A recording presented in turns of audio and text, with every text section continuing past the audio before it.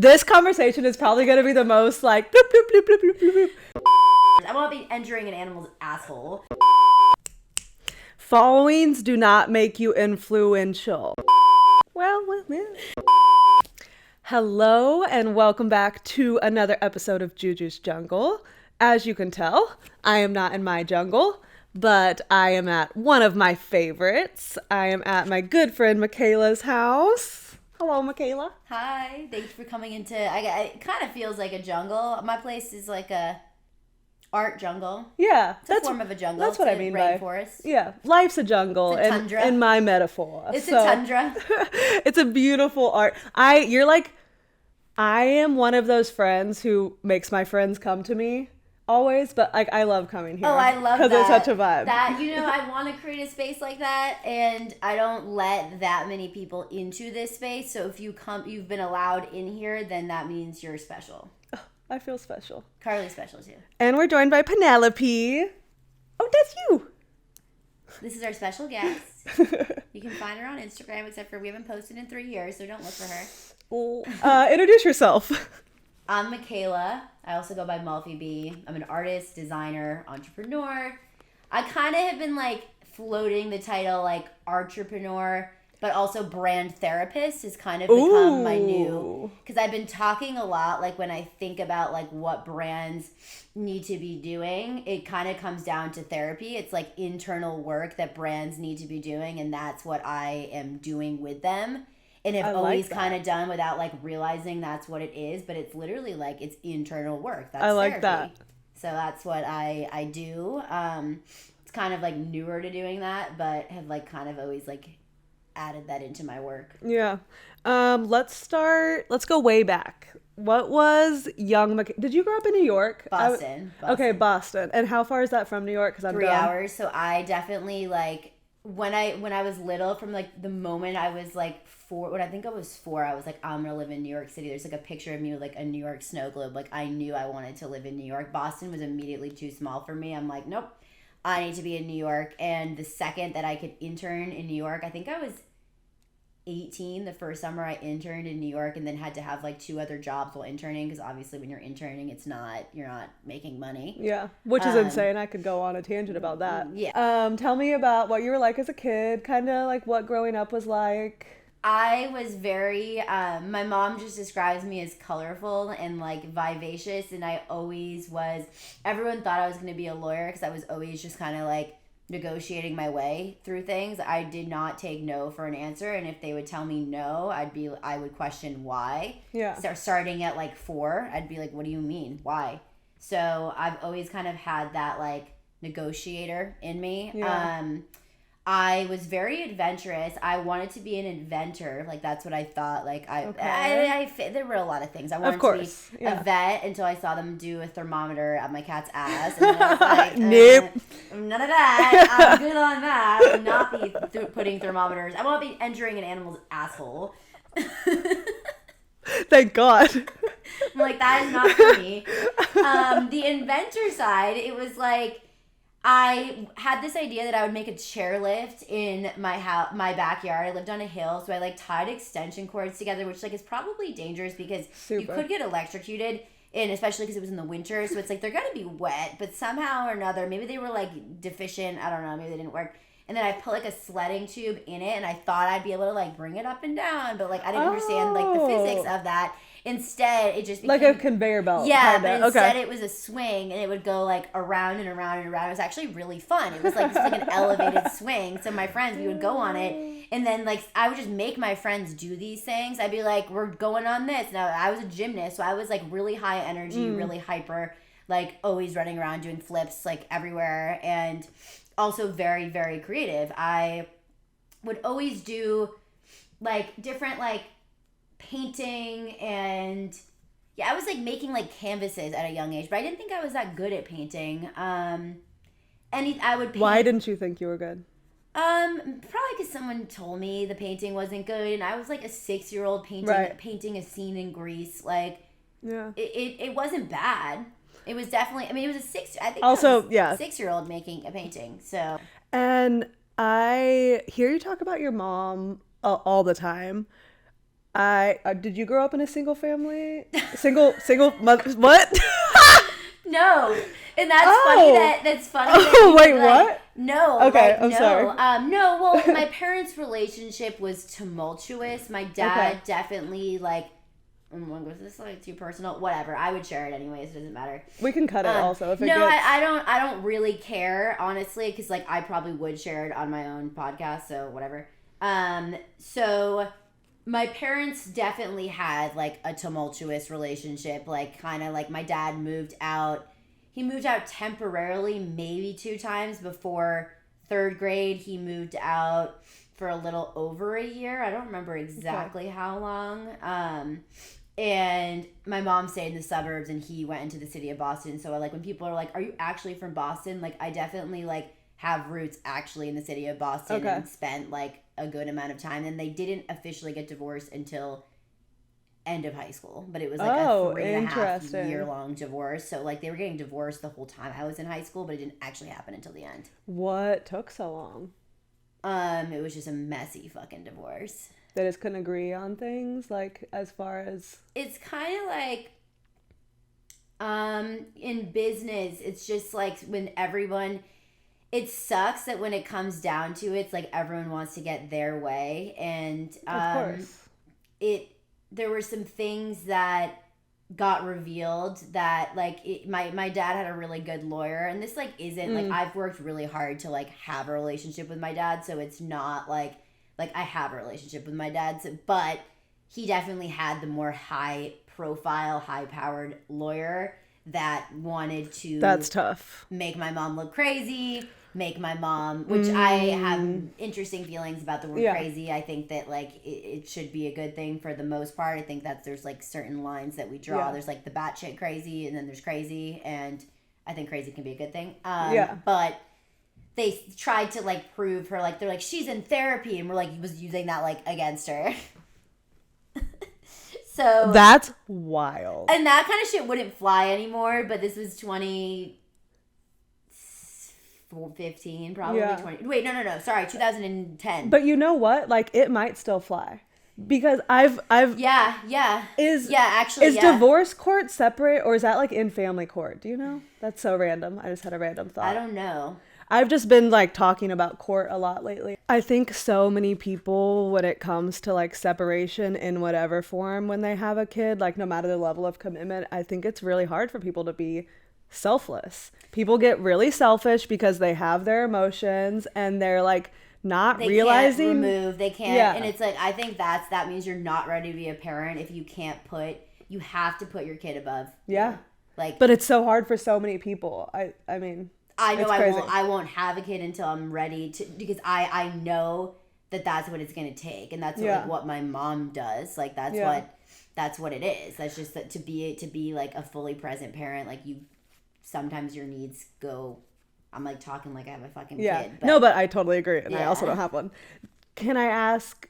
Did you realize when this divorce was happening when you were in high school and it was really messy, did you realize then what, like, the situation was? Like, did you understand the lawyers and all that then, or was it until you were, like, kind of older? It took me a minute to, like, understand the gravity of how messy the divorce was, but, I mean, I knew their relationship was always really bad. Like, my room was next to their room. Granted, they had, like, a pretty big room, so it was, like, far back, but I would literally like sit outside of their door and like try to hear like them fighting, and I would like sit up at the top of the stairs like listening to them fighting. I do the same thing anytime my parents fight. Yeah, I wanted to know what was going on because I knew it wasn't good. So I'm like, what the fuck? But you also knew that they weren't gonna really tell you, so you felt like But I was also like 5 and 6 years old, so like what would I have actually comprehended? No, but honestly, maybe. Yeah. Like sometimes kids are unfiltered. Like, they kind of get it. I think kids get it 100%. They don't get it, but they kind of get it. 100%.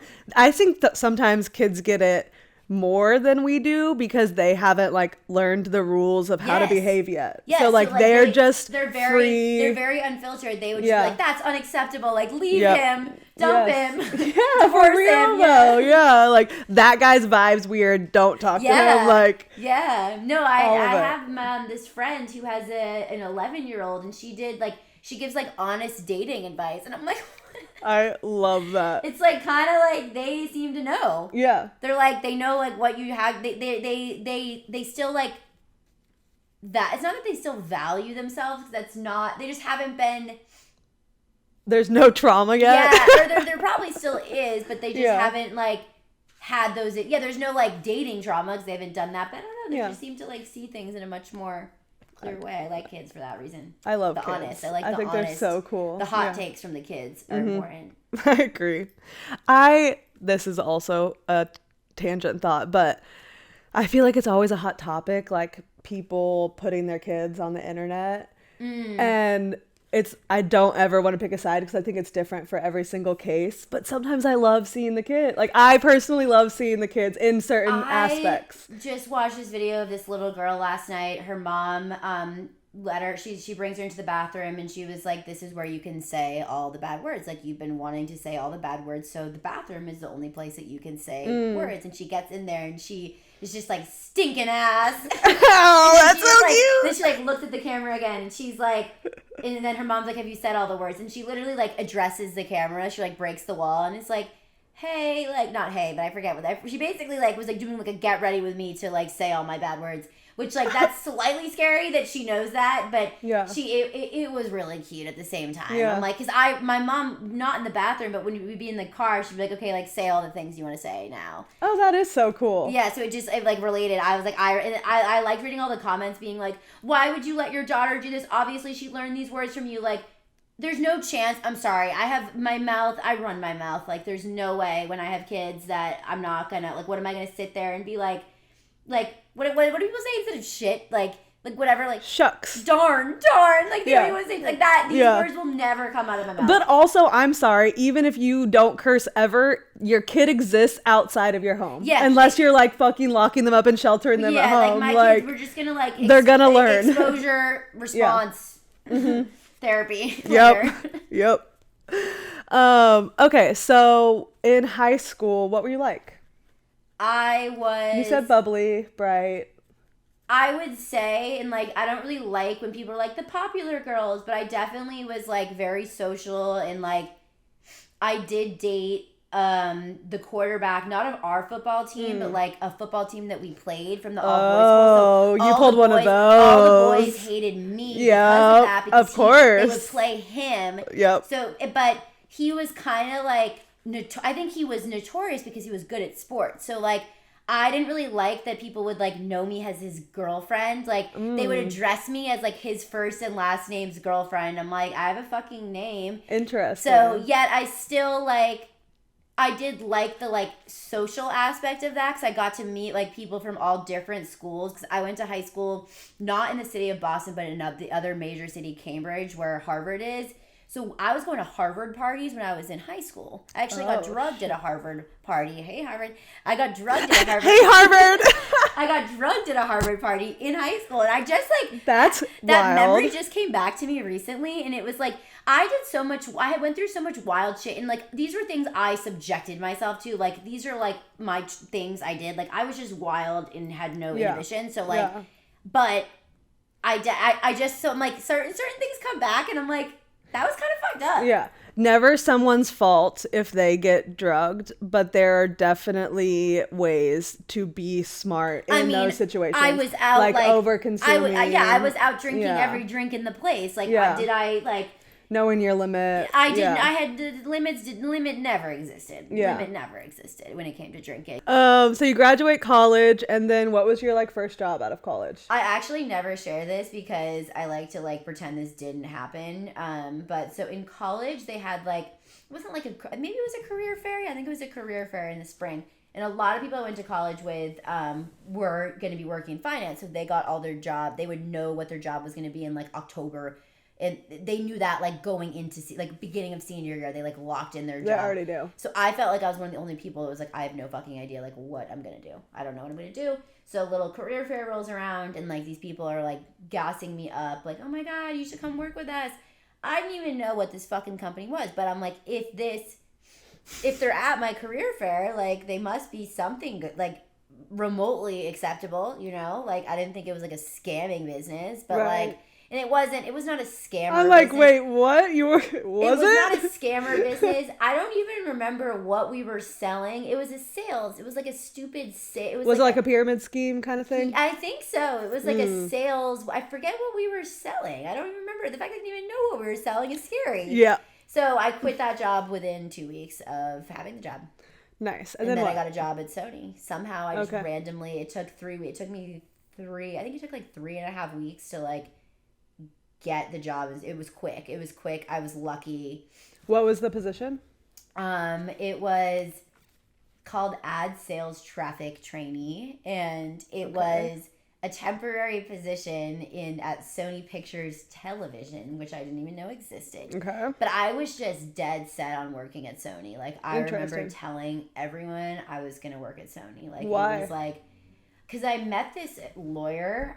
It was like a family friend's friend. Like, it was a friend of a family friend. Mm-hmm. And he had really good music taste. So, and he worked at Sony. So I was just like, that person, even the lawyers at Sony, I'm like, if he's a lawyer at Sony, then that's a cool company. Like, you're hilarious. Yeah. You met one single person that works at a company that has probably how many employees? He did, just to be clear, he did not help me get the job at all. We exchanged one. That is so funny. One written note, and that was like, we like exchanged, and that was when I was in, because I met him my junior year going into my senior year, like that summer. Did not help me get the job at all. In fact, my boss that ended up interviewing me was like, I have no idea how your resume ended up on my desk. We've never taken someone. I've never even looked at a resume of someone that doesn't know someone in this building or that wasn't recommended to us. So I don't know how you got here. She's like, I don't know how you got here, but now you're here and I want to hire you. And I got hired on the spot. And she was amazing. And she would make me pancakes. She was a mother and would like feed me pancakes like twice a week. The hippie in me says that was your manifestation and the universe delivering it to you. Like, there's no explanation. You have to speak things out loud. Anytime that I have confidently said something out loud, that shit happens. Yeah. That shit happens. I'm like, I feel like all the things that I've been, and I don't really like the word manifesting because I think it gets like thrown around. I was having this conversation. Too casually. Who was I talking? Someone at that. I talked to so many people on Wednesday night that I'm like, I have so many like good like little insights that I had like meaningful conversations with every single person. I love that. Which is actually like, wow, like that was a very like amazing event. Those were two events. I went to two events. The first one sucked, but I still talked to people that had insights. Manifestation. It's like certain people. Like, when you hear the word manifestations, you kind of think, like, you don't have to do anything. You almost can, like, just put it out in the universe. I do feel like... sit back and receive, and it's just going to fall from the fucking sky, and it's like... I definitely feel like a lot of people use that these days. Yeah, I agree with and it's you. like, I think that, like, putting it out, like, putting your request out to the universe is, like, a very important part of the process, but you also have to, like... And I'm not, like... I don't want to be using all the like the manifestation coach wording because it's I fully believe in all of it, and I have a very good friend that is a coach, but I am not a coach, so it's like, but I know how it's like the technical term is like you have to be taking aligned action to get 100%. What you want. So it's like just because you want something doesn't mean it's just gonna fall from the sky. Like with Sony, it's like I said that probably like 5 months before that happened. And I definitely had applied to jobs. I had definitely applied to other jobs at Sony. This one, it's just like things like happen at the right time. Yeah. But my aligned action was like actually applying. Right. Like I was just gonna say I think that, I like repeatedly. I probably was applying as frequently as I could to a job at Sony. Yeah. I didn't stop. I remember applying to so many fucking jobs that year. So yeah, then I ended up at that job, and she was like, I'll never forget, it was in New York, and I walk in, and I'm like, this is the coolest building I've ever been in, and they're like big screens. I think it was like DJ Khaled, like, welcome DJ Khaled. So you must have been like coming in that day. Yeah. I had no idea like all the like departments of Sony, like the divisions. I had no idea what I was getting into. I was just like, cool, I'm in this fucking building. And she was like, welcome to Sony. The first day she's like, welcome to Sony. The longest someone's been in this job is 2 years. The shortest is 3 months. And I immediately was like, we're going to make this 3 months. Interesting. It was 4 months.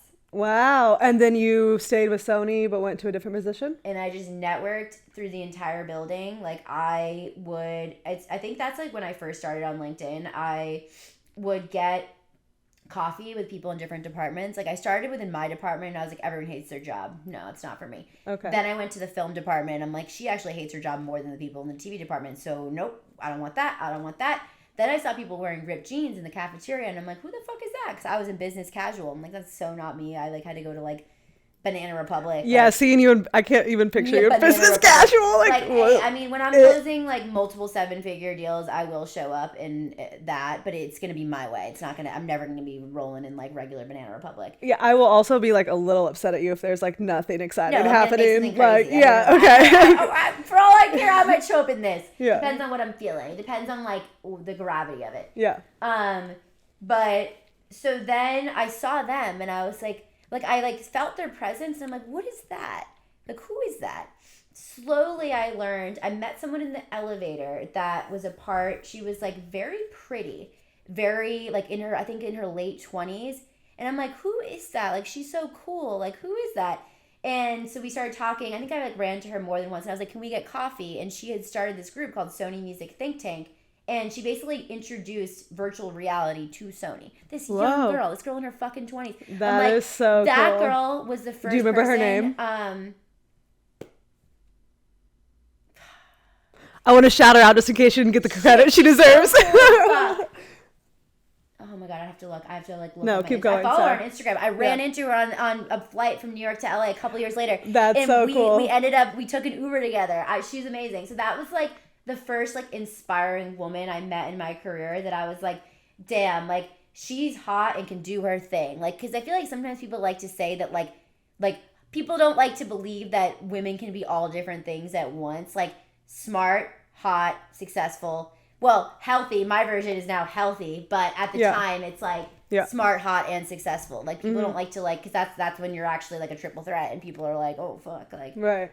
They like to like make you smaller because when you have all those things going for you, then you're very powerful. 100%. So 100%. Met her. Actually, not how I got the job, but I like was starting to like meet these different people, and eventually I found out HR is how you get a job. I was like, oh, that someone suggested maybe she did. She probably did. She was like, oh, you should meet with HR. I'm like, what's HR? Okay. Hilarious. I'm like, okay, also, I'll get a job. I'll go meet the HR person. Yeah. And he eventually, that guy, I was about to get a job working for I was going to be the Chainsmokers manager's assistant. It didn't work out. Eventually, I got my job at RCA and was an assistant for technically 4 people, but sometimes it was 7. Which is wild. Yeah. I think that's like a really good lesson for people, though. You really wanted to work at Sony, but like in music, right? That was... No, I didn't know. You didn't even know at the time. No, Okay. It was just Sony. Just Sony. Okay. I liked that you were in a job that you knew you didn't like, but at a company you knew you wanted to be at. So you like took it upon yourself to start figuring out where you wanted to be instead of like being miserable in your job or like, I noticed how complacent pretty much everyone was around me. Yeah. And I noticed that in every single company I went to. But I also think that that's because corporate America does not foster creativity and does not let people fully be themselves. So people aren't able to like express, like they're not able to actually use their strengths. Like there's so many really talented people that I worked with that were never actually like seen and given the chance to do more, and were kind of like probably had been through too much shit in their lives and too traumatized that they like didn't feel like strong enough to like put themselves out there and ask for what they want. So there's two kinds of people. There's like the people like that are like actually undervalued and can do amazing things. Then there's the people that are just like almost like grandfathered in the system that just like coast and just like sit there. Yeah. Oh yeah. But respect to them though, because they put in the years there. So like shout out them, but they're doing not much for the company. And I don't think that means you should fire them, because like that's kind of like a whole fucked up thing when they like I went through a company that went through a merger, and I feel like they got rid of all the people that like had dedicated their time in their like lives and have families, and like that stuff makes me kind of sad. But yeah, that's fucked up. That's a whole other thing. That's a whole other category. Yeah. So you went from Sony to RCA. So that's still so I went from Sony TV to music. Okay. And I was an assistant. And once I was an assistant, I started to like explore the different departments in a record label, and I did the same kind of like trial and error. I'm like, I don't want to do that. I don't want to do that. I don't want to do that. Nope. And then I was like, oh, A&R is really cool. I'm like, I want to do that. So I am an assistant in the legal department that starts trying to get artists in for meetings. Okay. And I set one up successfully. And my boss, after that, one of my bosses was like, you should be careful with that. Like, we kind of like have to stay in our own lane. And I think he was kind of jealous. That like I literally you had the balls to do it. Yeah, I had the balls to just do it. And I Yep. successfully set up a meeting. And like, you better believe everybody in that department started to know who I was. They didn't end up signing the artist, but it was still like, I did that. And then I kind of realized that the A&Rs had to be A&R assistants for like 4 years. And I'm like, that's not a trajectory that interests me. So then I saw the marketing department and I'm like, okay, that is kind of cool. So I really wanted to move into the hip hop space because like hip hop music has always been my music. Yeah. I like all kinds of music, but I like really felt like it was like the hip hop and R&B departments were like what excited me. Yeah. And I was trying to stay within RCA because they like needed a new assistant. And it's actually so interesting that all these opportunities that you think are the right opportunity, like you want them so badly and then they don't happen. And it's like, wait, that's why this didn't happen. So that doesn't work out. A girl from that same group the girl I met in the elevator that I really looked up to, her group, I met another girl in HR and she like knew I had started a clothing brand simultaneously and I would like wear the stuff. And she was like, you are way too creative to like be doing the job you're doing in legal. Like, let's get you a new job. So she was helping me with that. Cool. And I actually feel badly. I still carry this guilt with me that I was a bitch to her. She ends up leaving HR and goes to the college marketing department, and we worked on a project together, and I was definitely giving her attitude. I think I was just overworked and stressed out, but like she did not. I remember those things when I took out my anger and frustration on someone that didn't deserve it, and she definitely didn't deserve it because she helped me, and I wish I like. It's like almost too late to apologize now. Like that song, like too late to apologize. I feel like it's also never too late though. Do you think I should apologize? But think about it from like this perspective. If somebody who was like that to you when they were like coming up emailed you out of the blue now and like said like, I just want to seriously like thank you for everything you did for me. Like it was so important and I want to take accountability. You would love it, would you not? I just got teared up because I would love that. I'm going to do that because I like recognized that I was wrong and it was like, it was just out of like she did not deserve that. And I think she was brand new in her job. Like it was not, she didn't deserve that. Whatever energy she was met with, she did not deserve that. Yeah, sometimes like I've gotten advice that was like really hard to swallow, but like I knew was true. Like I one time sat across from the man that signed Celine Dion and he looks at me and he was like, why the fuck would I hire you? You have no experience. Why the fuck would I put you on my team? He's like, you're not going to get the experience that you need working in this office in Sony. Like you need to go get the experience outside the office and then talk to me. And that it changed the trajectory of my entire life. But I sat there and I was like, huh? Yeah. Like, that guy's an asshole. Yeah. But it changed my life. Yeah, that's interesting. Because then I started a clothing and then brand. you did it. Because he said that. Wow. Like, it all, like, happened after that. I'm pretty sure my clothing brand happened after that. So, what year did you start your clothing brand? 2017. And I feel like it's evolved a lot, but, like, what were those first couple pieces like? I could get one. We're go. On video. Go grab it. You still have one of your first pieces? Okay. We have located the first ever made. So my clothing brand was called Etch Me a Rapper. And in high school, it's like when I really found art as an outlet, I had an amazing art teacher that was basically like, he actually like gave me a really bad grade in the art class. And then I was like, what the hell? So I'm like, who's getting a B- in art? What the fuck? So, and I was a straight A student, so to get a B, I think I actually got like a B+ in like honors physics. Like I was bad at physics. But so for the most part, I was a straight A student. So to get a B in art, I'm like, the fuck? So what the fuck? I go and meet with him and he's like, you're distracted. You're really talented. You're just not trying. You're fucking around too much in the class. Like you need to focus because you're actually a really good artist. I ended up loving this man.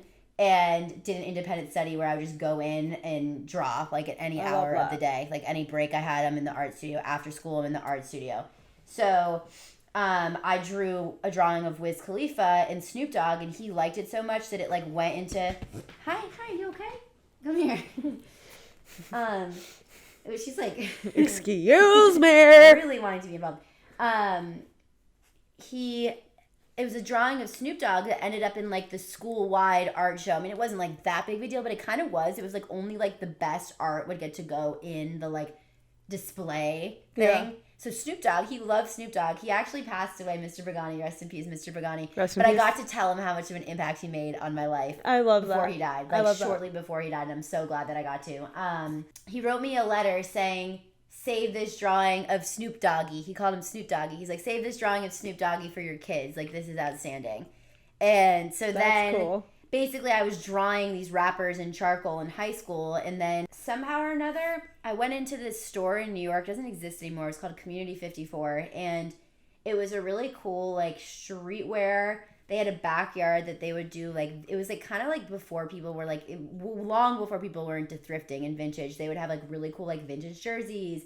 Back in the good old days. They would like give you like, there was like rap, they would have rap battles, and I would go by myself to these rap battles. I was like 22-year-old like little white girl going to the rap battles of Community 54, and they would give you like a bag of weed. You pull up, they give you a bag of weed, and you could just smoke in the backyard. And they did not have crew neck sweatshirts. I wanted to buy a sweatshirt from them.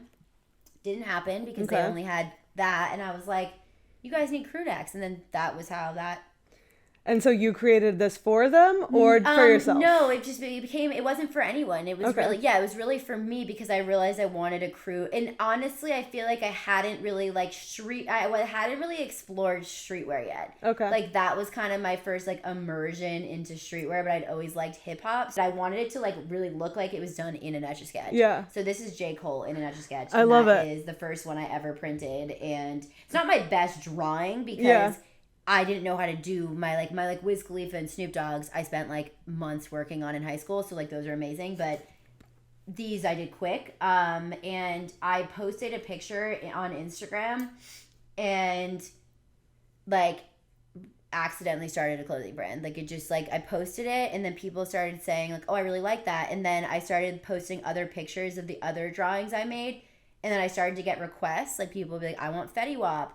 And then I was like, I guess I should sell this. Like, this is something I should sell. Yeah. So I made a website, and I started to get orders. I got an order from North Dakota. I woke up to an order from North Dakota, and I was like, what the fuck? That's like, cool. I was like, whoa, like, what's going on? How did you find me? Oh, Instagram. They found me from Instagram. That it, like, wasn't something that I felt like I could, like, grow. So then I started hand painting jackets. Okay. And that got me connected with so many cool emerging rappers. Like, I would gift them. I would just gift it. After this, your next thing was painting jackets? Painting jackets. Okay. So I would reach out to rappers whose music I actually liked, and then I would go meet them and, like, go to their show and give them a jacket. And then we became friends. Like, some of them, like, I've actually stayed, like, good friends with and stay in touch with to this day. That's super cool. And then I made a custom tracksuit. Then it went from painting jackets to like, okay, I kind of want to make like my own design. Do you also want me to set that over here? You don't have to hold it.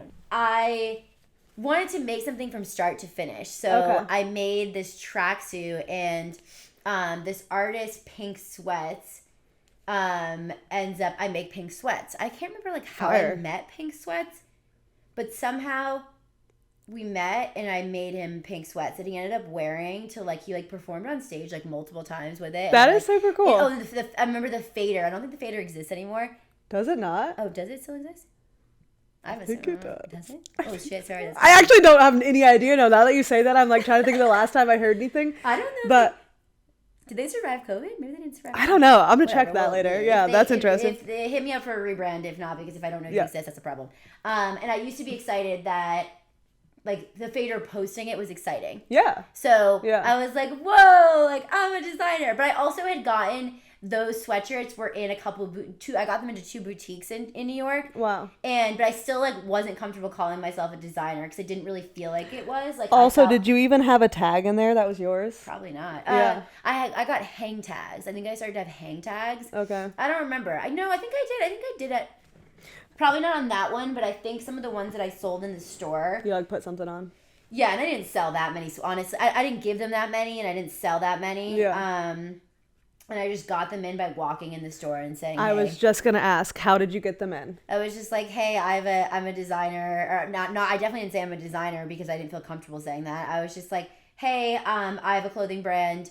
Can I how do you go about like deciding what pieces can, like what brands are in here? And they're like, yeah, bring some pieces by, we'll test it out. All because you took the initiative to walk in and say, what does it take? Exactly. And you were probably manifesting, saying, I'm going to get my stuff in stores. Oh, yeah. But then you took that initiative and made it happen. I saw that. I specifically was in that store one time before I went in and said that. Okay, so you're now making clothes for artists, and you're still working at RCA during this? Still working at RCA. In like the legal side, on the legal department though? I think I had moved to a new job, still within Sony, but it wasn't in that major Sony office building. It was like Sony's like little like offspring, called Red Music. It doesn't exist anymore, and it was like funky, but it had been mainly like, it was like their joint ventures would develop their artists through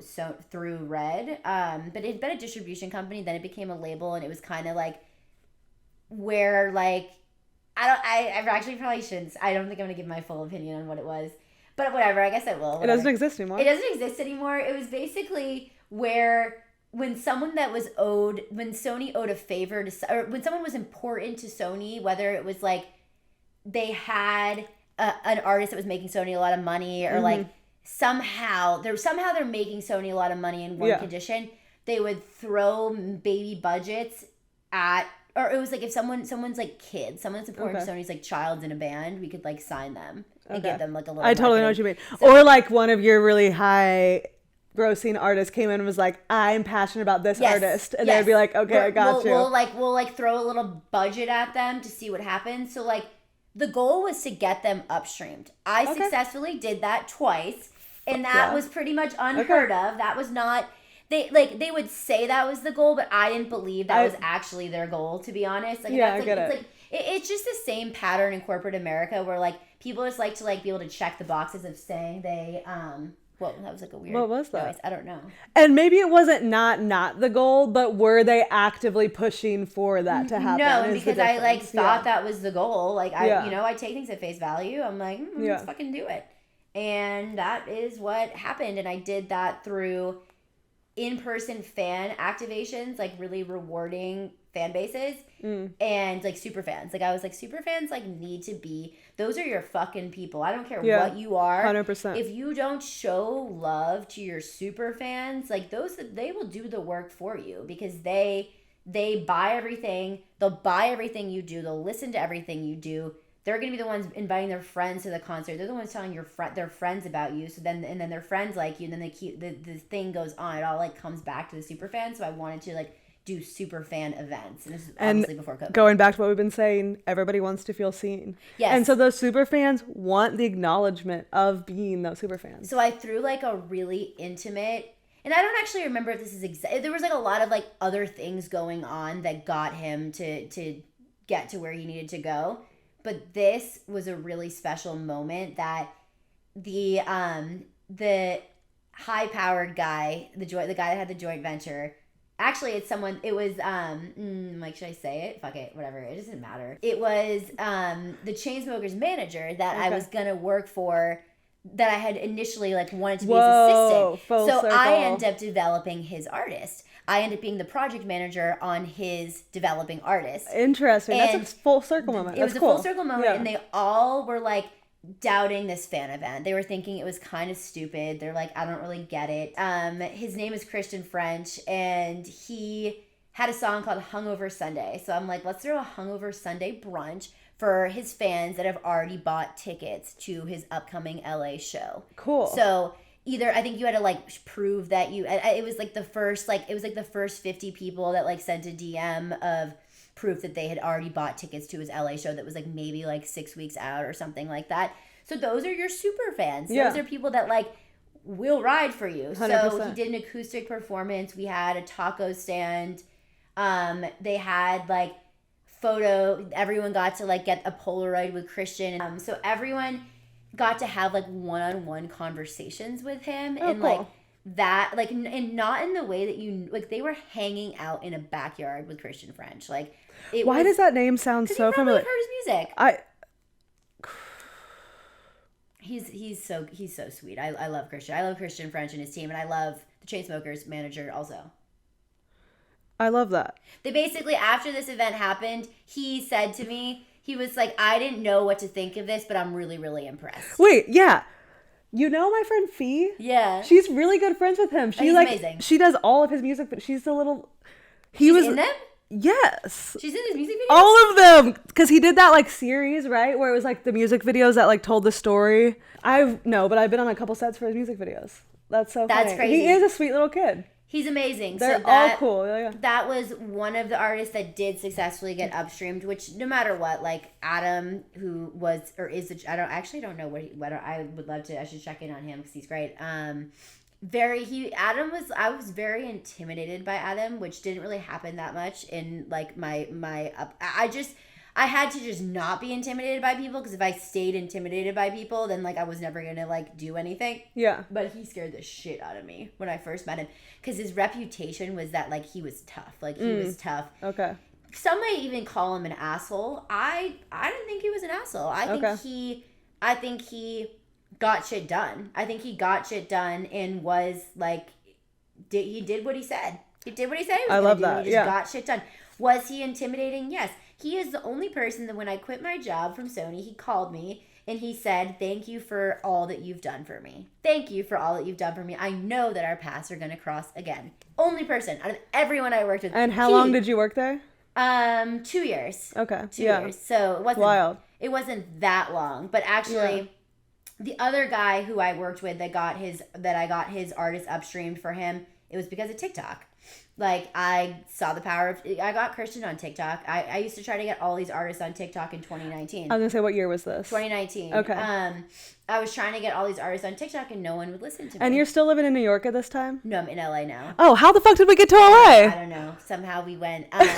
The new job when I was painting jackets was in New York, but then I started coming out to LA for shoots in 2019 when I was with Christian. I'd come out for Christian shoots. I had, most of the artists I worked with were LA based, so I would just come out to LA with any excuse I had. But you moved, still working for Sony, out to LA. I moved out to LA, still working for that company. Okay. The Christian event was in LA when I lived in LA. Got it. Shortly after I moved to LA. I think I planned it before I moved to LA. So that was kind of my first like foray into like events in real life. And that's a branded event. Yeah. He's a brand. It's a branded event. I think people who like work from home and are self-employed entrepreneurs, a lot of people really have trouble understanding like, what do you actually do? And it's like, if you listen to me when I spoke, you would know. Like, I'm a painter, I'm an artist. Like, yeah, and like every day is different. And I have kind of found that like when I'm not busy with my with Culture Lab, with my company, that and I have two companies, but it's my art is my other business. So when I'm not busy with that, rather than like being anxious of like, oh, it's not like crazy flowing right now, I just go work on my art. I'm like, this means it's time for me to be able to work on my art, which like I can't take that for granted, that like some days I have the ability, if it's a slow day, that at 2 p.m. I could go paint for 2 hours. Like that's an amazing thing. I was gonna ask how you find a balance between being an artist and a suit, but I think that is kind of the answer. Is letting myself like stop. Like I used to feel, well, now I've made my business, I am the center of my business. My creativity is the center of the business. Like, and like, it's fully me. Like every ounce of what it is me. Like I finally put my full self. I'm finally putting my full self out there, and I'm not separating the creative and the business, because the creative is the business. And that's what like everyone tries to tell you as a creative, that like, oh, you can't make money off of being an artist. You can't be a full-time photographer. You have to do XYZ. Like you can't do this. But that's actually like everyone that's saying that profits off of creativity. So it's like in their best interest to make you. I found that anyone that like wants to make you feel smaller is because it's in their best interest to make you smaller, because if you actually knew your power, you wouldn't be dealing with them. Right. So it was... Yeah, I finally like got the like courage, I guess, to be like, these things are not separate. Because I was so behind the scenes. When I was managing and just representing. Yeah, let's explain that transition a little bit. So what were you doing before? I had a company called One Up Talent Network that like honestly, every time I've started a business, I didn't mean to start. I didn't know what the business did, and nor the only. We'll get into my new one. That the only time I've actually intentionally started a business was my new one. Okay. So with that, it like started as a talent network. So I just started building all these different relationships with content creators, and it happened to be right when brands got on TikTok. So I did Samsung's first TikTok campaign. I'm pretty sure. I'm like, I have to like. I'm pretty confident it was. They said we're just getting on the platform. We've never done it. Great time for you to be reaching out. Yeah, so it was Samsung. But you recognized the power of TikTok pretty early because you were already like pushing those artists on it. Okay, yeah. And I met with TikTok in 2019, and they said any music artists that you get on our platform, we will support. Like, we will get behind. So I was that early. There were 4 people on the music team at TikTok at the time. Whoa. So I got to handshake cool. Those people at the time. Like, it was tiny. Quick pause, because now I'm really curious. How did you, or what made you think that TikTok was going to be such a like strong tool? I must have just been scrolling. I must have just gone on it, and I saw that it was the global reach, and it was the quickness. I'm like, this is a 4-second video that just reached 4 million people globally. That's crazy. So, and at the time, I was just thinking about music. I'm like, yeah, they can reach global audiences in ways that have never been done before. And I also recognized before anyone was really talking about it, like, everyone thought TikTok was just like a dance platform for kids, because this was like right when when Byte bought Musical.ly and it became TikTok. So they everyone thought it was like just for kids dancing, because Musical.ly kind of was that. Right. But we had Vine. So it was like Vine on steroids, and I thought like, I'm like, whoa, music artists are really like, they can, it's a chance for them to show their personality, which you've never really been able to do. Like, Instagram still photo doesn't do that. I just knew. Like, how, when was the moment, if you remember, like when you went from like, I'm just helping these artists out to like, this is now I am one up talent? And I think when I started consistently, like, it took like me doing like, I was a consultant for a company, and I didn't even know I was a consultant for a company, but they put me on a retainer. I think it only lasted like 6 weeks because they were really not communicating well, and it was when COVID really happened. So I think it was like probably a combination of like there was so much uncertainty, but they also weren't communicating. But I think they paid me for like a month and a half of work. So then I started doing other music campaigns that was like very word of mouth, because I used to go around LA telling everybody to get on TikTok. Like, that was like my spiel. I'd be like, music artists, get on TikTok. So it kind of was like a mix of like independent artists, and I did a lot of music campaigns with Empire. And I think when Empire, I can't remember like what made me be like, oh no, I think it was the deal with Samsung that I'm like, oh, I am a company. And did brands start reaching out to you, or were you like working with TikTok at this time? I was reaching out to brands. Okay, so they didn't know me. No one. Yeah. Most brands weren't on TikTok yet. Samsung was the third brand ever on TikTok. It was Chipotle, Elf Cosmetics, and Samsung that had advertised on TikTok. From what I remember, like, we can't like 100% fact that's 100% fact, but that's like a 95% fact, because my memory is really good. Yeah. And I know I'd only seen Chipotle and Elf Cosmetics, so I believe Samsung was the third brand. So you reached out to Samsung. Yeah, and I just happened to catch them. Like, what? Why Samsung? That's so random, but like, why? I don't fucking know. Okay. I think I was just like, I saw that brands were on TikTok, so I started reaching out to brands, and I liked Samsung. There was like a cool space in New York. It's kind of the same thing with Sony. I feel like that was like another like thing where it's just like I like know the brand, because Samsung had a cool like innovative like creative space in New York that I had been to a couple events at. So it must have just been fresh on my brain that I was like, Samsung's gonna have a bag. I'm like, it's Samsung. It's a big company. I love that. So I was just like, let me just reach out. And I don't know what made me, instead of just LinkedIn messaging them, I found her Instagram. Oh, interesting. I don't know what made me go the extra mile. I don't think it was. It really, in the beginning, and even to this day, it really wasn't about, I wasn't like chasing a bag. I had no idea. I had no idea how much brands were paying. I think I liked Samsung. I think I just liked the brand. You liked Samsung, and you saw that TikTok needed more brands, and you just, Samsung wasn't on TikTok I feel like you just really saw like the opportunity. I knew that brands, well, a couple brands had gotten on, two had been on TikTok, so I'm like, oh, they're already here. So that to me was my sign to go start like reaching out and connecting with like everybody, every possible brand. And what happened is Samsung happened to be ready to pull the trigger on their first campaign. Every other brand I talked to for the next like 6 months was like, we're not ready to advertise on TikTok. I was just going to ask, like, how do you convince the brands where there's no evidence to show that this is successful? Like, how do you convince a brand to do it? Because there wasn't, like, you're saying there's 2 brands maybe on the time. All it really took was like every brand I worked with that I did their first TikTok campaign for, it was just the right time. They were ready for it. Like, I guess I did have conversations with them about like the impact, and like I've never been someone that's like a case study girly. Like, I'm not like, I don't really feel like I need to show you a proof of concept. I fucking know. I just fucking know. That's fair. I just know. So what made you kind of shift from being that, you were like kind of the plug, I would call it, like you were the connector from brand to artist. What made you move more to like, you are the whole brand? I started to be like, why the fuck am I behind the scenes? What am I doing behind the scenes? I was never meant to be behind the scenes.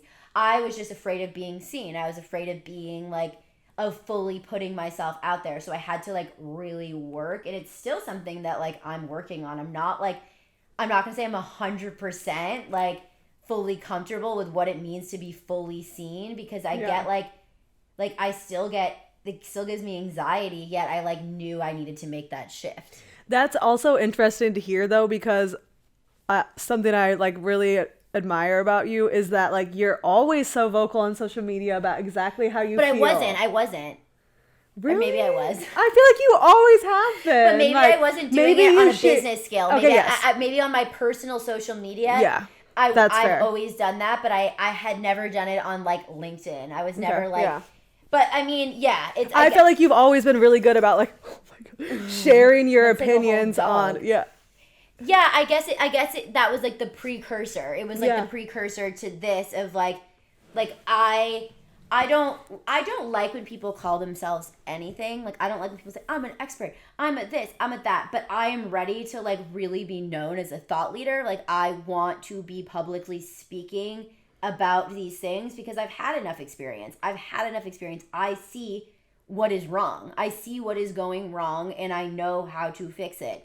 And it really is through education. It's like the brand side of things, it's just like predominantly white people. It's a lot of white women, but the people that actually cut the checks are white men in the big corporations. But the marketing teams are all white women that have not been exposed to like diversity because they grew up in predominantly all white neighborhoods, went to predominantly all white schools. Like, maybe they have a couple diverse friends, maybe, but they don't like understand diversity from like the bird's eye view of like how important it is, because it doesn't really, when you're a white woman, it doesn't really affect you. When you're a straight white woman, it doesn't really affect you. Yeah. People like pretend like they're addressing these things, but they're not. Like, you don't just fix deep-rooted diversity, lack of diversity, and lack of like authentically celebrating diversity and inclusivity by having a DEI program or a DEI officer, because the people that actually need the DEI education are white people. What does that mean? Diversity, what? The letters you're using. Oh, diversity, equity, and inclusion. So like corporations are creating like DEI departments, and they probably make you go through and like watch the courses. Like a 1-hour seminar. Yeah, like I remember doing like, I think there was like anti-harassment. Like, I think DEI has become another one of those things that you just like listen, and like it's probably going in one ear, out one ear to the people that actually would need to have it. And the programs are probably not actually like doing what they need to do. They might be. I don't know. Yeah. I don't necessarily know. Maybe I am meant to touch internal DEI programs.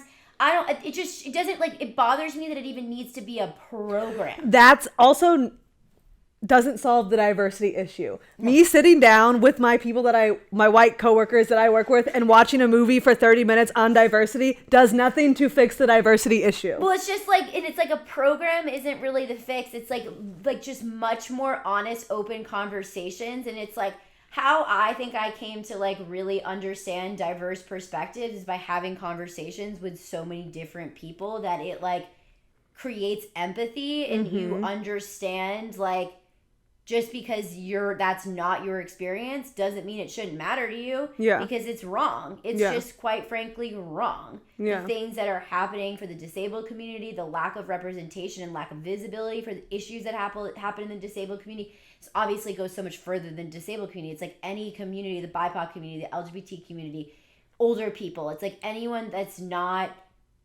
straight, white, beauty standard, male, female. Yeah. It's tricky because, like, I don't necessarily think I want to be doing, like, internal corporate work, but maybe I need to be because this is, it's to anything that you're doing externally is a reflection of the bullshit that's happening internally. It's all brand therapy. It all starts within. It all starts within. So, like, 3 people just did, like, bullshit over Christmas. I think it was, like, Thanksgiving, Christmas. Invited influencers to a soup kitchen, said it was, like, a volunteer experience. You're inviting content creators to a soup kitchen. You know they're going to make content. And they gifted them outfits that they wore, and then they went to a fancy dinner afterwards. That is just culturally ridiculous. That is the dumbest fucking shit I've ever seen. That, like, who, obviously, the internal team at Free People those are all white bitches. Those are all white bitches that maybe have 1 to 2 diverse friends, but no one's thinking about, those are all privileged white people that there was not one person throughout that decision process that thought maybe this is culturally unaware. Yeah. Like, to invite like, I get, like... Wait, what did their fucking ads look like from that? They didn't actually run ad content, but they posted vlog content. Okay. So it was, like, getting ready for the event, and then, like, coming home and putting on fancy outfits and going to the dinner. Yeah, also, like, super disgusting that they... like, didn't share the soup kitchen meal with the people they were feeding. Like, you went and put fancy outfits on and went to a fancy dinner. That's like, congratulations for doing this charity work. I just think no content should have been filmed. I don't think there's anything wrong with going to the soup kitchen. In fact, I think that's great for influencers to encourage people. Yeah. They should have had people invite their audience to come volunteer, and it should have been like a giving back experience that was not for content. Like, it should have just been like, we're not going to film this. We can take one photo at the end of the group, and like, that's that. Like, put your phones away and be present and like actually make this about giving back.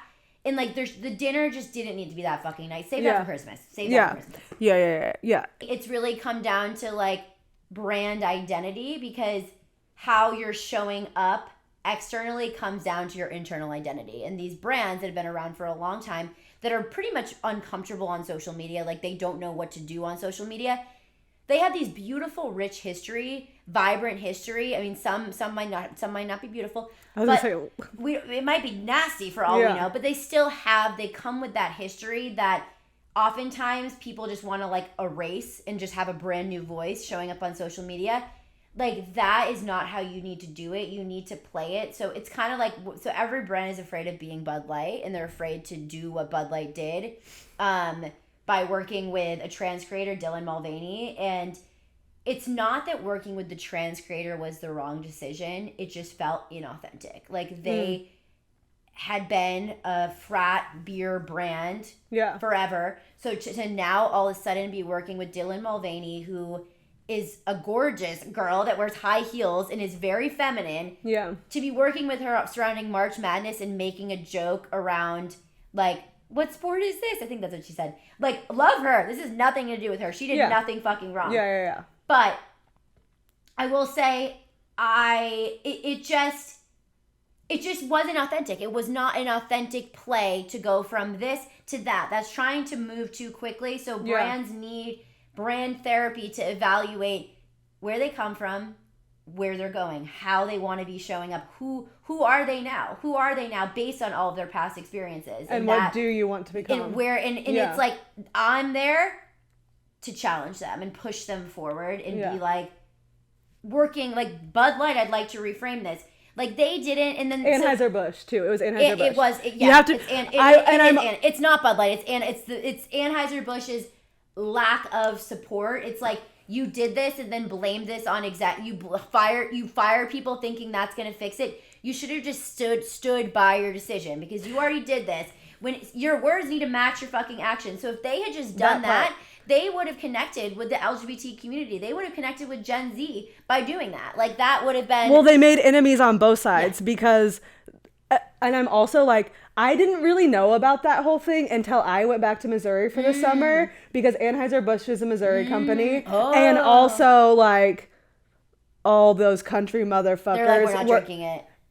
And they wouldn't drink it, but you know what they would do? They wouldn't drink Budweiser and they wouldn't drink Bud Light, but then they'd like buy a fucking Busch or they'd get like, oh, we'll drink Modelo. And I'm like, Still owned by Anheuser-Busch. So also all the people, like this is a little side tangent, but all the people, at least that I experienced in Missouri, that were like boycotting, blah, blah, blah, we don't fuck with Anheuser-Busch anymore, like were also so uneducated that they're still supporting them, not even realizing it. And also, you have an issue with, you have an issue, I just got fired up. Pop up. You have an issue with what Anheuser-Busch did, then you better get rid of your iPhone if you think that they're not supporting LGBTQ. You better take off your fucking Lululemon you're wearing. Yeah. You better take off your Fabletics, your Nike, all of it. Like, if you're going to stand by something on either side of it, you better fucking stand by it. I feel like, and that's all I guess, would you call this pick-me culture? Is this pick-me? The same thing with Starbucks. Like, people stop to go, And it's like, okay, then, like, let's see your closet. Let's see everything that you spend money on. Mm-hmm. Like, would you go to, like, any chain? You go to Whole Foods? Like, you're just not going to eat? Yeah. You're not going to have a snack the rest of your life? Like, what are you doing? Are you farming? Have you become a farmer? Yeah. That's what I'd like to know. But I think it is a very interesting, it's just like an interesting space, and I really feel that like through all of my experiences and conversation and people I've met and just like all the things that I've done, I feel so well equipped to do this. Mm-hmm. And it's kind of like, I just had a project in which they picked someone that they've worked with on other identity projects over me. And they went with someone that is safe, and brands are going to continue to make that I am not the safe option because I'm going to challenge them. I'm going to make them go outside their comfort zone. And that's what therapy is about. That's what therapy is. Yeah. So back to the brand therapy. Like, that, like, I'm not here to, like, make you feel good about the lack of anything that you're fucking doing. I'm not going to, I don't give a round of applause for the bare minimum. Yeah. It's just not, like, it's the same in my dating life. You do the bare minimum, great. That doesn't mean I want to be with. I'm not impressed. Be with you. I'm not impressed by the bare fucking minimum. Like, we need to raise our standards with everything. Mm-hmm. Like people will step up when they have no choice but to step up. Yeah. Without like giving away your sauce that makes you so impactful and important for these brands. Like, is there any like easy actionable steps? Not easy is maybe not the word, but like actionable steps that you can give like to like be better about diversity, to inclusivity? Like, I think just like being open-minded, like working on being open-minded and practicing non-judgment with yourself and with others, because it's really like people get afraid of what they don't understand. So it's really like, it's like that's like a you problem or like a me problem. Like, it's like anytime, like, and it's like I find myself judging things and I'm like, why am I judging them? Why the fuck am I judging them? Stop. Yeah. That doesn't affect you. Yeah. So I think it's like learning the art of non-judgment, and it would actually make you feel much better about yourself when you can learn to be non-judgmental with yourself first. Because we are our own harshest judge and critic. So like non-judgment internally and then being able to practice that externally, like it really is like we don't decide to be born how we're born. So for people to like, or if you're trans and you decide to transition, like you feel that internally. And I can't actually fully speak to that because that's not my experience. But based on the trans creators I've represented for years, it's something, and just stories, like that's who they feel they are. Yeah. So who you are, you can't decide that. And it's weird. It's weird how you really can't. Yeah. You can try to get away from who you are, but who you are will always be there. And if you try to be something other than who you are, you're not going to be happy. I was just going to say, you can pretend to be something else, but that doesn't mean that is who you are. No, you're just going to end up very, very unhappy, and you're going to be trying to please people that are they're not even gonna like the person you're pretending to be. It creates cognitive dissonance when what you're putting out externally is when it's like not matching when things aren't matching. It creates confusion. It's like you're saying one thing but you're doing something else. Yeah. Why am I confused? It's like mixed signals, like cognitive dissonance. Like when men are giving me mixed signals, it's like, you want to spend time with me, but like you're not making the effort. So you say you want to see me, but you're not making a plan with me. Like it's kind of like brands do that, where it's like they're out here being like, happy Black History Month, yet like you've never worked with a Black creator until this month. Interesting. Yeah. Oh, okay. And then also this 1 month is the only month you did it. Yes, that's standard that we see. Like I was never, and like I loved the hip hop world, and I love hip hop artists, but I did not love hip hop as an industry and just music like further than that. But hip hop and R&B is the music that like inspires my art. Like that's what inspires everything I paint and what I do. So it's like I didn't feel like I could really do anything there. So with brands, I feel more like it's kind of that like perfect like place for me to be. I like it. Because it's like I also like how I like people like as a white person, I think a white person's they're going to listen. And it's fucked up to say that they might not listen to someone that's not a white person. Yeah. I mean, yeah. But I think that's you're being an ally. Like you're recognizing your own privilege as a white woman. You're recognizing your privilege and then saying, how can I use my privilege to help the less privileged? Well, it's basically which I think is like, I'm not going to sit at this table full of white people unless we bring diverse people in here. I'm going to bring another table, and we're going to extend this table because I'm not coming to your motherfucking table if we're not having them too. And I think that's important to recognize, is that you're not saying I am the all knower of diversity. You're saying I want diverse people in here, or else I'm not. Yeah. I want you to listen to them. It's not listen to me. It's let me put the microphone to everyone that has who they just let them be who they are. Like give them the microphone to share their story and be themselves. Like that. It's really not about me at all. It's so much bigger than me. I'm just a mouthpiece. I'm just a mouthpiece that can say, hey, you need to open your eyes to this bullshit. Yeah. Like only working with Black creators during Black History Month, or like I just posted on LinkedIn about wanting to compensate creators based on engagement is not okay. That is never going to be okay, because you're just valuing someone based on them performing. And as a diverse person, diverse people are already having a hard enough time. Their content always gets suppressed. It's such a fucked up. I don't understand how. It's because algorithms are biased. Someone had to program an algorithm, and there's racial biases that are programmed into algorithms. They're not foolproof. I really thought Gen Z was really ahead of this, but there's still such a portion of Gen Z that is still, I don't want to call it white supremacy, but I feel like it kind of is that. No, I also kind of agree. I would, comfortably yell at, but I think that's what it is. Yeah. Whether those people fully realize it or not is also a part of it. It's upbringing. It's that. I mean, it's everything. I always love talking about nature versus nurture, but everything does come down to what you were taught.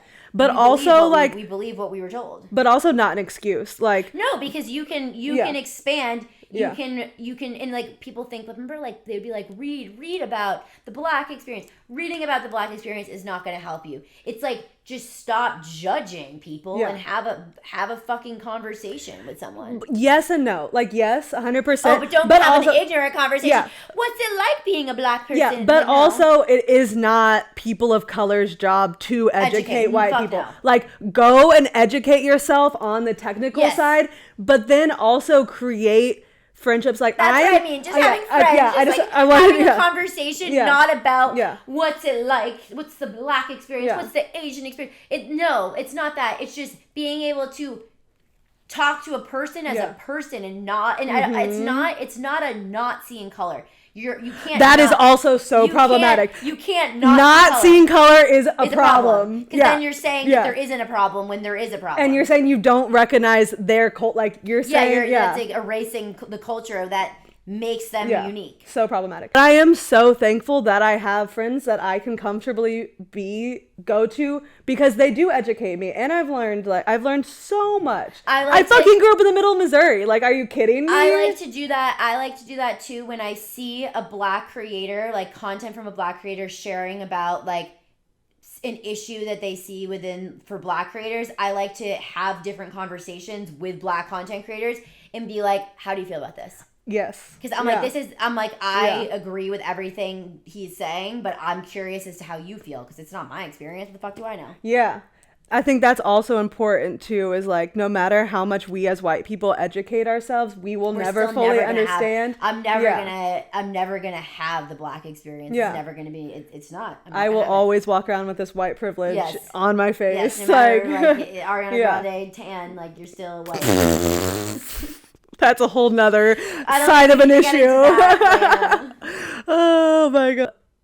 I want to talk about Ozempic. Okay, it's a really important topic. And plastic surgery. I think fillers, Botox, and plastic surgery is a really important topic. Let's talk about it all. We should be talking about Let's in LA too. Talk about it all.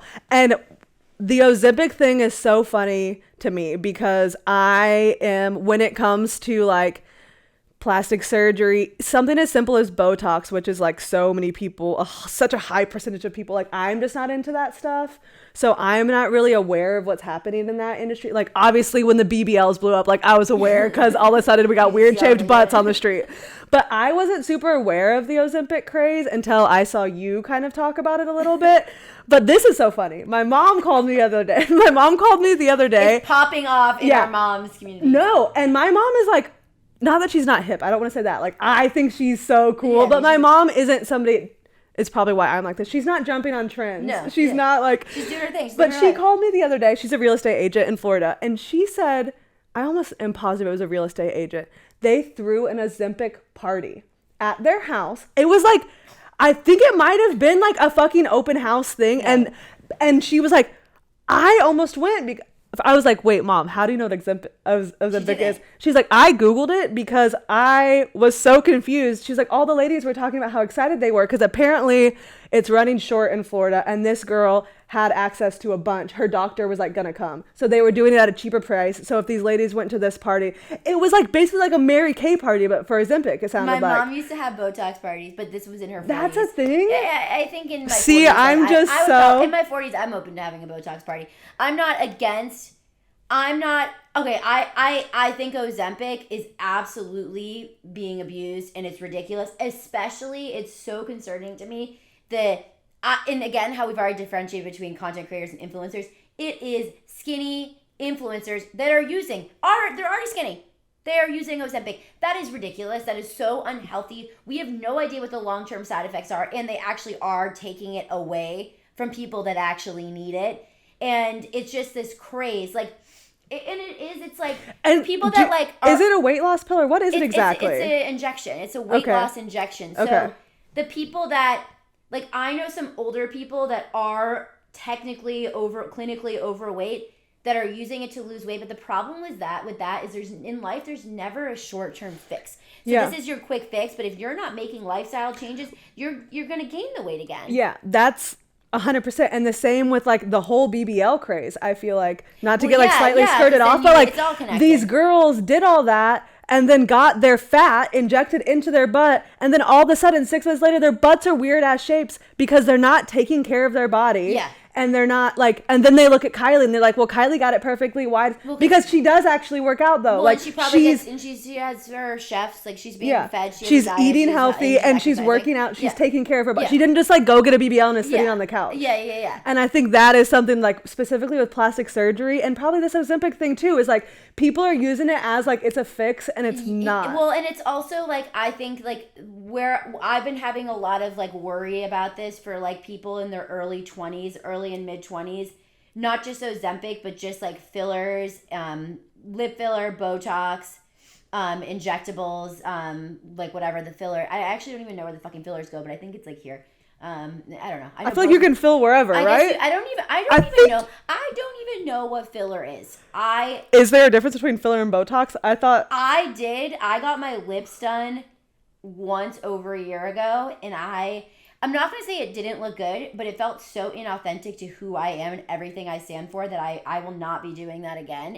That's filler, right? Like lip filler. Yeah, so I got my lips. Oh, so filler plumps, Botox freezes. I guess so. I think that's what it is. So I did it, and it just felt, I looked in the mirror like a couple days after getting it, and I was like, what are you doing? Like, so basically my point is that I think that early 20s, mid 20s are so, like, it's so normalized to do all of this, and they feel the pressure to do this, and because it becomes so normalized, it doesn't feel like pressure because it's so normalized that you just think it's something you just do. Like, that's kind of how I ended up getting my lips done, is that I saw all these people that I didn't know get their lips done sharing, oh, I'm going to get my lips done, and I'm like, oh, they all do that? I'm like, oh, I guess, like, I kind of have a small upper lip, like, why wouldn't I do that? But so I tried it, but the thing is that it's very, like, one, it's very addicting. Two, fillers, there's been a lot of plastic surgeons coming out. We don't know it's the same with Ozempic. We don't know the long-term effects. And once you start in your early 20s, you need to keep up with it. And the number one point I'm trying to make is that people need to, it's how you view yourself. And if you don't think you're beautiful naturally, none of that shit's ever going to fix it. You have to love yourself. There's no amount of work that you can get that's going to make you like yourself and love who you are. You're never gonna, and again, back to what my mom used to say, it's like, it's about what's on the inside that actually counts. But when you're obsessing over the outside and, like, wanting to change, you're just never going to be content with who you are. I also think the way you said it's, like, become so normalized, I think the normalcy of it has made people not question it. Yeah. So, like, something, I've never gotten any of that, but something that I thought was really shocking and I learned recently is that with filler, you're supposed to get it fully dissolved, like, every couple years or something. Oh, you are? Yeah, or else it will, like, start shifting and moving. Oh, so that's why people's shit looks weird. Yeah, exactly. So that's when you start to get, like, the misformed. You're supposed, which I mean, obviously I don't know because I'm not into the shit, but I've been, like, telling people that casually because I find it so interesting, and people never know. Well, I think it's admirable that you live in LA and you're not into it, because I think LA, everyone's faces are fucking frozen. Everyone, like, looks similar. And you know what? The Weeknd says he's like, LA girls all look the same work done on their face. Can I say that I think women get it all the time in general, but one thing that I notice specifically in LA that I constantly get is that I look young. Oh, you look young, but what I've started to kind of realize, or maybe I've made this up in my head, it's because I've never gotten Botox. That shit ages you. Because if you don't keep up with it, you start to sag. If you do too much, you start to look crazy. And it's like this. It's making people look like there's all of these, like, TikTok people that are, like, 24 that look older than, not my mother, but my mom looks great, but they look.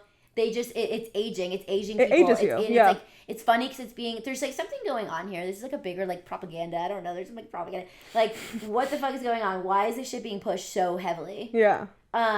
Who's making money off of this? Yeah. I mean, the doctors. I mean, Big Pharma. What do you mean? It's the same people who run the entire world. It's it's the top labels. It's Big Pharma. They're all connected. It's all the same 1%. Juvederm. Who's that? That's the filler.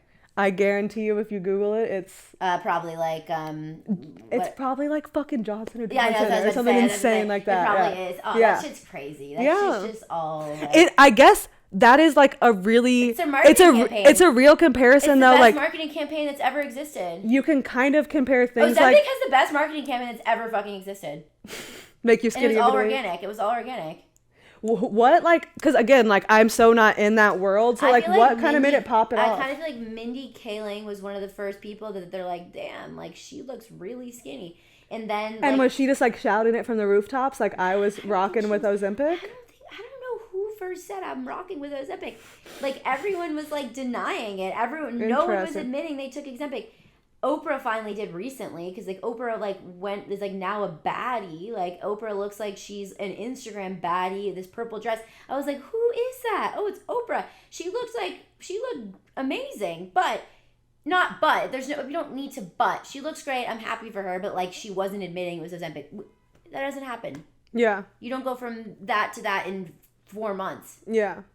Especially if you've never been that size before. Like maybe if your weight fluctuates a lot, okay, I can believe it. Like that I know you worked that, out. Like, their weight dramatically when they're exercising. Yeah. When they're happy and they're exercising, or like, I don't think anybody's happy all the time, but when your like normal state is not super depressed, then and you're eating cleaner and you're exercising, like, yeah, I've seen people's weight fluctuate massively. Yeah. I know mine does. I mean, mine doesn't really, actually, not that much.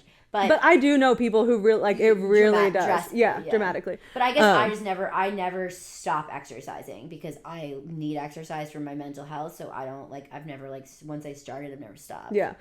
We have been so all over the place, and I'm not sure we talked about anything on my list.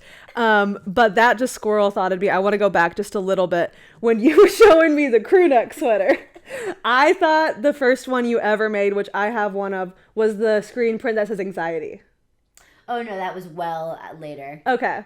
Because I want to also like kind of touch on some of the themes. I feel like in your art specifically, like you have themes, and I think mental health is one that I see constantly like through them. And even like, I think it's all connected with the Ozempic. I feel like in like you talk about pharmaceutical drugs. It's all about how you feel about it is like to me, mental health is your relationship with yourself, which people don't like. We don't talk about this enough. Everyone's obsessed with having the romantic relationship when it's like, how is your relationship? How do you actually view yourself? And you're never going to end up in an amazing romantic relationship if you don't fucking like yourself. Like 100%. Most romantic relationships we see online are people trying to fill a void. Yeah. And I don't believe in another half. Like you should feel damn near whole on your own. I'm never going to say perfectly whole because I don't believe that you're ever going to, like, there's always going to be some sort of like longing or something. Like I definitely always feel like a little like pang of like loneliness. Like I think that that's like part of the human experience, that like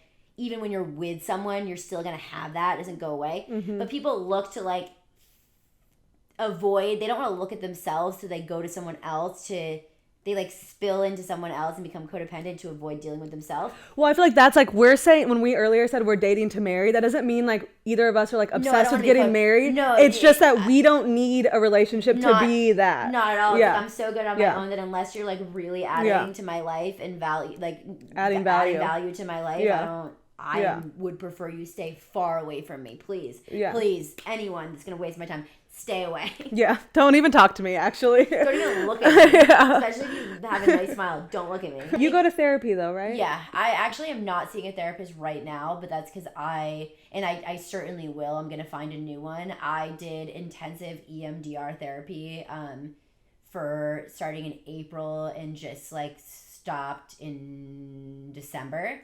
So explain that for the people you were kind of telling me earlier. So it's technically like, I forget exactly what it stands for, but it's like meant to be like rapid eye like desensitization, where you reprocess your most traumatic memories, and they call them targets. So for example, I walked in on my boyfriend cheating on me in high school, and like that is, I would rank like how traumatic. So we like went through my most traumatic memories and would have to like rank which ones were my most traumatic. Interesting. That one did not, on the scale of like the most traumatic, that one wasn't that high up. But then I like was like, you know what, that's still pretty, I'm gonna, because it's so, sometimes memories that are so long ago, because it was so long ago, you can feel like, oh, that's not really that relevant anymore. But I'm like, you know what, that one actually is like pretty formative. I'm gonna. So you go in and you reprocess the most traumatic memories by basically like, my therapist used tapping instead of, I could have done the eye movements, but she asked like what I would prefer to do, and like tapping, like, so we would tap these are like, what's it called? Why am I forgetting what it's called? Whatever. The point. Okay. Yeah. What's the, with an A? The holistic, it's, acupuncture. Okay. So they're like acupressure points. Interesting. And we would go and like basically like have a conversation with my younger self and like take her out of the situation and like calm her down. Was there like was it like not hypnotizing, but it kind of? Yeah. Okay. Yeah, Interesting. It's pretty much a hypnosis. Because it sounds like she's using like a rhythm to get you. Yeah. So we would go in and have the conversation, and she would check in as we were like doing it. Interesting. And then we'd come back and we'd rate it. Like I would wait 2 weeks in between sessions because it's intense. You feel it's like very like emotionally intensive after. So the sessions itself were sometimes really intense, but more so like the after process. So interesting. Then, and I had known it was intense, so I was kind of scared of doing it. I was like, I'm gonna wait till I'm in like a feeling like somewhat balanced to go ahead and do this. And then we'd go back the next week or 2 weeks and rate like because I give the initial rating and she wants it to be a lot lower, and if it wasn't low enough, we would go and do it again. Interesting. And I could choose if I wanted to do it that week or like do a new one that week. But I just decided to like tackle the hard ones right away. I'm like, let's just, because that's you. You're like, yeah, that's very get you. it done. Do you? Rip off the Band-Aid. You said you're taking a break from therapy because of it, but you feel like it was impactful, like in a positive way? I think it changed my life, because I think that like as much as I could understand the concept of like safety comes from within, now I can actually feel it. And I think it like made me feel like it basically like helps you like regain like not the word control, but like like control of like your body, like not, I don't know the right I think word. that we as humans a lot of times don't realize, maybe because we don't want to or whatever it may be, because we have so much things, we don't realize like how much our traumas affect our everyday lives. Yes. Like, and that doesn't mean that you're like every day walking around like thinking about that boyfriend that you walked in on, but like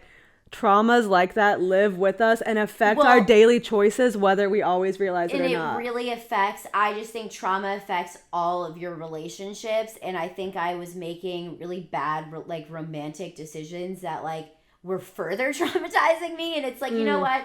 And I don't think like, I don't think the rest of my life is going to be like trauma free. Like, of course there's going to be traumatic experiences, but now that I'm like in the mental space that I'm in and like well equipped to like ground myself when things are happening, you can kind of like remember that like because you get triggered. What happens is you get triggered. So when something small triggers you, like I was just triggered like an hour and a half ago.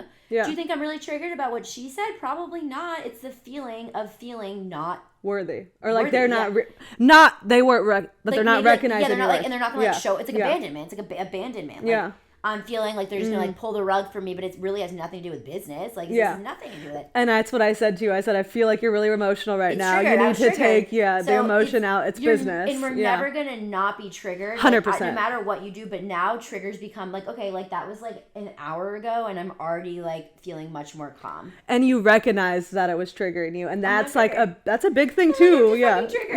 So I'm gonna have my crazy reaction. I'm gonna have my loud reaction that like you shouldn't, whatever you do, try to not publicly share your emotional reactions because that's when that's not like who you actually are. That's your triggered state.